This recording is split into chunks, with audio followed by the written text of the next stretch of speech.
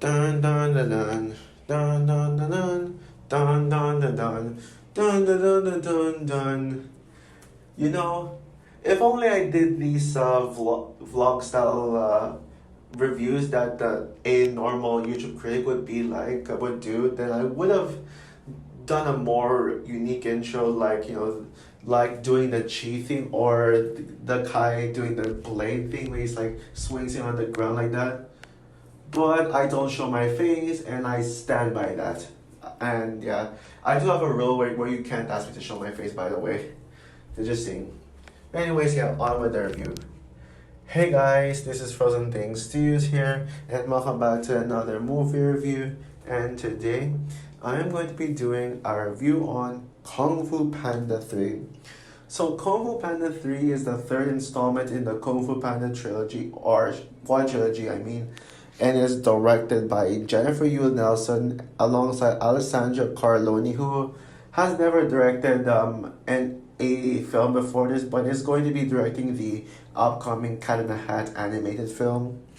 And it stars Jack Black, Dustin Hoffman, Angelina Jolie, Jackie Chan, Seth Rogen, Lucy Liu, David Cross, James Hong, Randall Duck Kim, and all reprising their roles. And new cast include Bryan Cranston, J.K. Simmons, Kate Hudson, etc. And so Kung Fu Panda 3 tells the story of this evil bull named Kai, who was returned from being vanished like 500 years after his backstory, where he used to be Oogway's friend, but then Oogway banished him into the spirit world because he betrayed everyone and became evil. Yeah, I have to turn on my fan because I kind of feel a little uncomfortable recording this video without the fan, to be honest. But anyways, back to what I was saying. So he came back to challenge Oogway, and he wants to rule. He wants to take over the Jade Palace and the pandas for power and to steal their cheese. And so yeah, and so meanwhile, Po has discovered his father. Has reunited with his father named Li Shan. Yeah, you saw that set up in the end of the film. And so yeah, in preparation for Kai's coming, Po must learn this new technique called a tree, which is the way to stop the immortal beings, because this Gadusha thing only works for mortal beings. And so Li Shan takes Po to the panda village. Li Shan takes Po to the panda village in order for Po to reunite with his family, and also learn what it means to be a panda before he can learn the tree. And yeah, now he must and he must create an army in order to stop Kai and from taking over everything. Yeah, so yeah, that's basically the plot for it. So yeah, Kung Fu Panda 3. Now, I will admit, this is actually the Kung Fu Panda movie I rewatched the most for it. Like, I remember back when I first saw this movie in theaters. So, oh, by the way, I know this movie came out in January in the US, but it came out in March in my country. Just saying.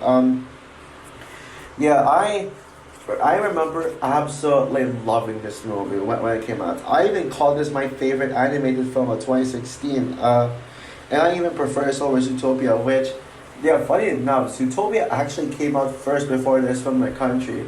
Zootopia came out in February, and Kung Fu Panda 3 came out in March. Man, I miss a time when movies would come out a month before the US, I mean movies like Zootopia. Yeah, I just like this film. I was actually hyped for it when I saw the trailers, and I just love this movie. But when I grew my taste in film, when my taste in film grew and grew, and by the way, I was already a film buff at that time. But when it grew, my thoughts actually on this film dropped.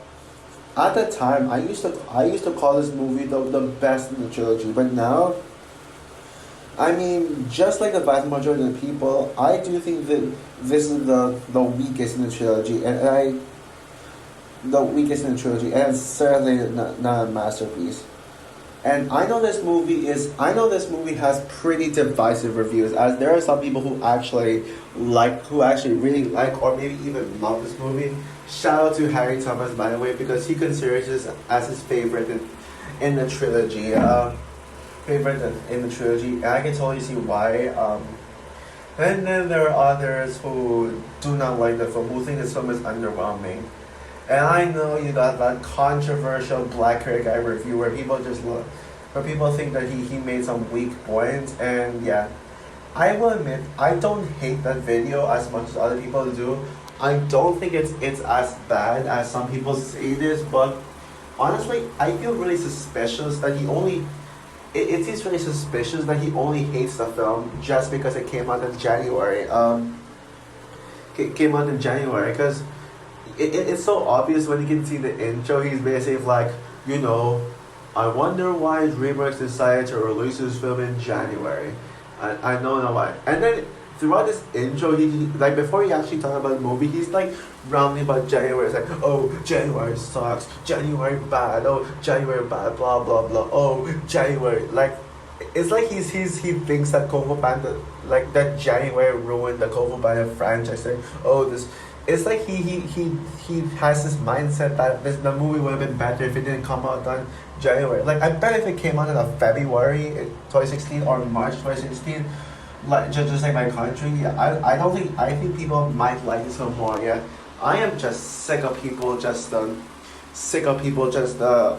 having this whole bias against January movies where people would just be like, oh, this movie's bad because it's a January movie. Yeah, please just stop for once.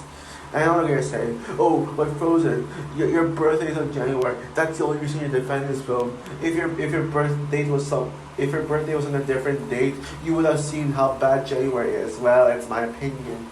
I don't care. I mean, you can't blame a month for a movie, so you can't just be like, oh, this month sucks because the movie sucks because there's bad movies. Every month has a bad movie. A bad movie is a bad movie, and a good movie is a good movie. Just freaking deal with it. It's just a movie. Don't bring in a month. Plus, I mean, months are not humans, you know? Like, January is not a human. Like, it is a date. I mean, can people just freaking use their logic these days? Yeah, a lot of critics really act that way towards January movies. Every time a January movie is bad, they're just gonna use the January movie term here. And some people used it on Kung Fu Panda 3. Like, if you don't like the film, actually, I'm fine with it if you get criticism. But if you're gonna use the January movie term on this movie, or any other January movies, please stop. Okay, thank you. Now let's get into my personal thoughts on the film after rewatching this movie on Netflix. Yes, I already said that this is the weakest in the trilogy. I know, pretty cliched. Opinion if you ask me. But do I still like the film? Yes, I do. Actually think this is a good film. I really had a lot of fun watching Kung Fu Panda 3. I mean, this movie is just a lot of fun and it's very rewatchable. What makes it the weakest in the trilogy? I'll explain later. But first, I want to talk about some great things in this movie. Great things in this movie. But when it comes to these Kung Fu Panda films, each of these films would have something to stand out in. Of course, the vast amount, like that's 80% of aspects are done the best in Kung Fu Panda 2, especially with the story, emotional depth, character development, and even action scenes. But the other three films do have, but all the Kung Fu Panda scenes would have at least an element that stands out from the rest. In the first film, it had the best. How do I say this? I will admit that Kung Fu Panda 1 did have better character arcs than the second film. Thinking about it, because I found Kung Fu Panda 1 to be very the character development in the first film was very relatable. So I would say the second film, no way. And also, the first one had the best scene, my favorite scene in the entire Kung Fu Panda franchise, which is the scene with Thailand escaping prison. Yeah, love that scene to death. This movie actually does have aspects that stand out from the other Kung Fu Panda movies. Like, Specifically, let's talk about the animation. Yeah, I mean, if there's one thing with Black Critic Guy that where he missed hit the point on, it's the animation. How the hell did he call the animation cheap and lazy? I mean, he didn't even give context. He's like, the animation sucks. I mean, yeah, sure, it looks a lot lighter, it looks brighter, but that's because a different animation studio handled it, which is Oriental Studios, I think. Yeah, that's why the textures of the film look much brighter. But it actually does succeed because it actually does look a lot more modernized, and it shows how relevant technology really is today. And not to mention, wait, sorry, what was I gonna say? And not to mention, this movie has a lot of creative decisions, like creative choices that honestly might be some of the best in the franchise. Like, for example, the spirit realm scene. I mean, I'll get to the action scenes later on, but yeah, the spirit realm looks absolutely beautiful. Looks absolutely beautiful and just colorful, and even outside that, there are actually some shots that actually do look very creative. Like after the opening battle, it cuts to Poe and the Furious Five training, and then you see like these different cuts and all that stuff. These different cuts, yeah, a lot of how they use that. It's so creative. Yeah. It's very creative to see that, and yeah, and also I will say that this honestly has my favorite score in the entire franchise. I mean, Hans Zimmer score.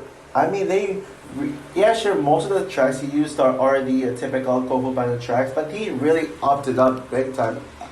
Like Hans Zimmer actually found a way to make the score sound a little more, how do I say this word, enticing, I think. Yeah, that's the word they use, kinda, but I mean, the score just looks epic. But and my favorite track in not just this film, but the entire Kung Fu Panda trilogy is Kai's theme, where basically he's like, where it's like dun dun dun dun dun dun dun dun dun dun dun dun dun dun dun dun dun. Yeah, love that music. I mean, it just keeps getting stuck in my head. And yeah, Hans Zimmer freaking knocked it out of the park, and this shows why he is the best. He is the best composer. In fact, I honestly go as far as giving this movie the Frozen Awards 2017 for best original score. If only I made an original score category. Well, actually, there's a La La Land, look, sorta. Yeah, because La La Land score is still amazing, but Kung Fu Panda 3 with Hans Zimmer's score for Panda 3 would certainly get nominated for sure. For sure. And yeah, besides those two aspects that stand out from the rest, all the other aspects of this film that I'm about to talk about are great in this one. Are great in this one. This is the most light-hearted film in the trilogy, which in the franchise, which can lead into some faults, but at the same time, it doesn't affect the film as much as people think it is, because the movie, at least, it's still enjoyable to watch. Like I was not bored once. I was actually glued to the screen the entire time from start to finish. Start to finish, yeah. The characters in this film were all great for the most part.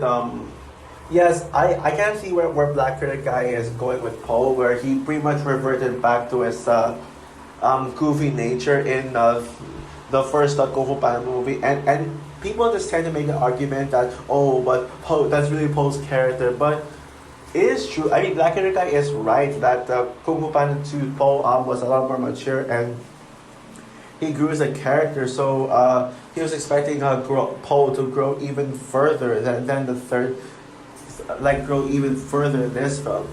But I still think Poe's a good character. I mean, Poe is still Poe. I mean, he still has his struggles. He has his struggles. There are some consequences to his actions. I still cared about Poe either way, and I actually rooted for him to be the next Dragon Warrior. Dragon Warrior.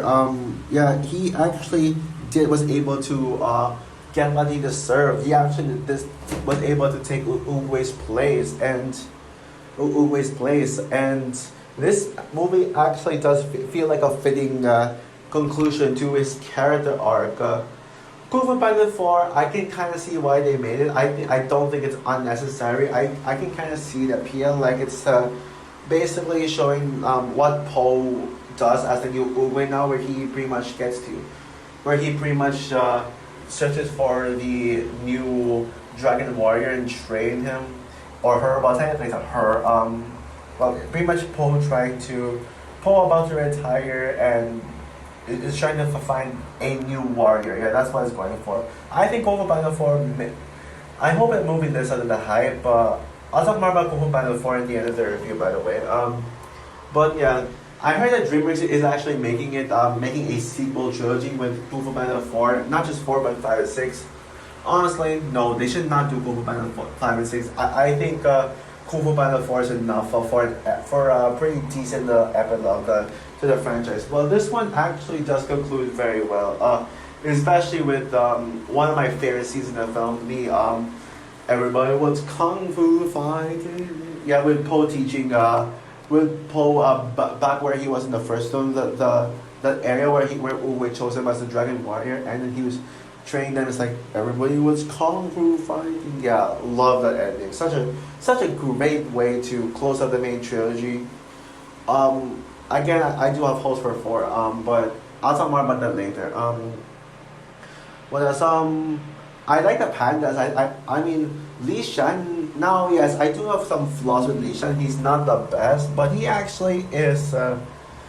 He actually is pretty serviceable for the most part. Yeah, I actually do like Li Shan a lot. Bryan Cranston does a great job voicing him.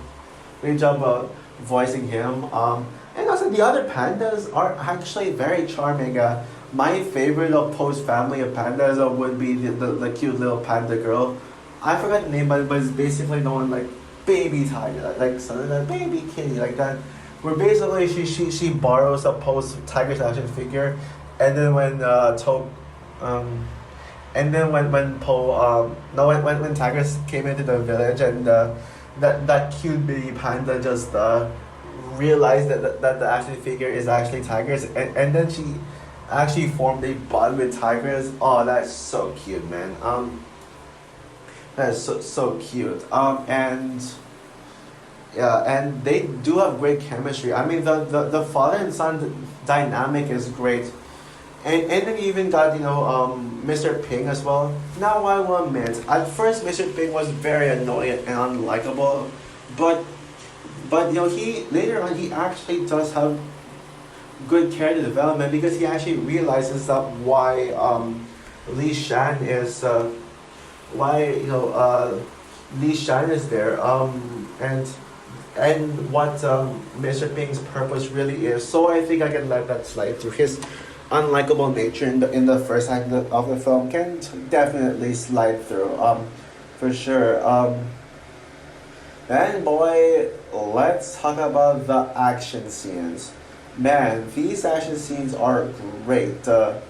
Action scenes are great, and yes, this movie does have the weakest action scenes of the three. Like, apparently, I mean, you can't beat Kung Panda 2's electrifying action scenes, like especially the scene when the Furious Five were running up the tower and then jumping and falling, and him literally catching the cannonballs and blowing up the ship. You can't top that. But the action here is pretty good. The action here is pretty good. I mean, the opening action scene is like just kicks so much ass. You got the final battle, the pandas versus the jade, the zombies or zombies, which is a pretty dumb title, by the way. And you got the fan favorite scene in the film, the spirit realm scene, the one where Poe becomes a dragon and he uses it to attack Kai. Yeah, that is such a Like I can see why most people would consider that their favorite scene. Is it my favorite scene though? It's close, but there's actually one scene that I like that I would personally consider it as my favorite scene in the entire film. The scene with Kai taking over the Jade Palace and straight up destroying it. Yeah, yeah, man. Now that shot of just Kai entering the village, and then you see smoke coming up, and then Kai just creepily just swinging his swords in the ground while coming, and then music just plays like dun dun dun dun dun dun dun dun dun dun dun dun dun dun dun dun dun dun. Yeah, that was honestly my favorite shot in the entire film, and definitely my favorite scene in the film. And considering the scenes, this movie's a light-hearted tone, yeah, that is actually the one dark scene in the film. As we see Kai use some Uwe statue to wreck the Jade Palace, and man, it was so dark and tragic. And everyone turning to G except Tigress. So yeah, Tigress is the only one who can. Tigress is the only one left. I'm glad they actually did leave the Tigress out of all the Furious Five to be the one to warn Paul and everyone. I didn't want to see the Tigress be turned into a tree. I mean, Tigress is easily the best of the Furious Five, hands down. I mean, and she's definitely the strongest one. Yeah, even if with Poe's growth and character development, I still think Tigress will always be the most powerful to me. Physically powerful. Of them all. And I like Kai as a villain. I think Kai is such a great villain. To be honest, I get why people hate him. I will admit there are a few glaring issues I have with Kai, like how his motivation feels very similar to Tai Long. How exactly, you may ask? Well, basically they have very similar backstories, and where they both were close friends with the master. With the Tai Long is Shifu, but with Kai is Uguay. Yeah, they both had this great relationship, but then one of them betrayed each other for their wants. For their wants. Tai Long wanted the scroll, while Kai wanted the chi. And so yeah, their old friend, who is the masters of Kung Fu, kicked that out of their life, and so they later. That's just a backstory, and then later on in the actual film, they come back for revenge, and then they try to take down this dragon warrior, which is Poe, and yeah, so they're both actually very similar. Am I the only one who noticed that? I hope not. I hope not. But even with that, I still think Kai's a pretty good villain. I love his blades. I mean, like the way he just swings them all the time and just throws it. Yeah, just such creative moves there, I gotta say. And he actually does feel very intimidating. He actually does things like he does have besides the motivation, he actually does have good qualities I have for a villain. So there's that. But yeah, so that's all for the good things I have to say about the film. Now let's get into my flaws, because yes, I certainly do have flaws with the film, but let's go over them. So there are people who say that that the movie is lacking in action because of how it focuses more on the comedy. While the focus on the comedy doesn't really bother me that much. Yeah, it seems very odd for this movie to be a lot more lighthearted than the others, because Kung Fu Panda is known for being dark and mature with lots of action, but here there's barely any action scenes. At least it has exciting action scenes, but there's like a significant lack of action in this one. Like before the climax, and with the exception of the Jade Palace attack, most of the action scenes would take just a minute or less. The opening realm scene only took like 50 seconds, like a minute or something, maybe even less than a minute, I should say. The minute, I should say. So yeah, there's that. But yeah, what else? Oh yeah, also Crane versus Kai. It could have been kind of a real fight, but then Crane just gets captured in 1 second, and then the fight just ends. Yeah, and The movie entirely focuses more on Po like trying to learn to be a panda, which is a good idea, but I feel like they could have like trimmed down that aspect in favor of the conflict because we want to see some action scenes, some fun. I mean, at least the Jade Palace scenes are pretty good, but I think the movie needs more focus. The story is good, not gonna lie, but I feel like the movie just needs focus. Just needs some focus. And also, I didn't like the liar reveal cliche. I'm sure you know what I'm talking about. Basically, when Li Shan was like, "Oh, I don't know G. I only told you I know G just so I can bring you to the village and make you see the family." Yeah, that I didn't like that liar reveal cliche. Also, Mr. Ping just talking about like how he lies. He's like shoving it down the audience's throat. Didn't like that either. There was actually, I think there was another flaw I had, but I can't really seem to remember what it is. Oh, and if you're gonna tell me, oh, but what about the Furious Five? They were sidelining the film. No, not actually. Yeah, but I actually do not have a problem with that. In fact, I gotta be honest, I actually prefer the Furious Five's side mission than Poe's Panda mission. Yeah, their mission to track down Kai and take him down. Yeah, that is I actually like that subplot better than the main plot supposedly. Oh yeah, another thing I forgot to mention I wrap up the review. I like the idea of making Poe become a teacher now. Even though it's ridiculous to see him teach martial arts student to teach the Furious Five training five like when Poe only trained later while the Furious Five has been trained their own lives. I mean, it kind of makes sense though. I know Black Hair Guy slammed that also and said that it makes no sense because they've been training while they were little. But let me explain to you why Poe did that, Black Hair Guy. It's because he was about to train new students, so he's just practicing his teachings on the Furious Five. He's not really quote unquote teaching them, and I mean legit teaching, so yeah. So overall, Kung Fu Panda 3 may be the weakest out of the first three, but it's still a very great entry in this franchise, and I think this movie is certainly overhated. And I think you can all agree that this is the better DreamWorks movies than, oh god no, Trolls. Ugh, screw Trolls. Screw Trolls in the ass. Yeah, yeah, it's nowhere near one of the best animated films of 2016, nor one of the best DreamWorks movies, but I had a good time with this one. So with that said, I'm going to give Kung Fu Panda 3 a 4 out of 5 stars. Great movie. So that's all for my review of Kung Fu Panda 3. Yes guys, I am seeing Kung Fu Panda tomorrow at the 1 p.m. showing. I will admit, I'm not as hyped for the film as I expected to be.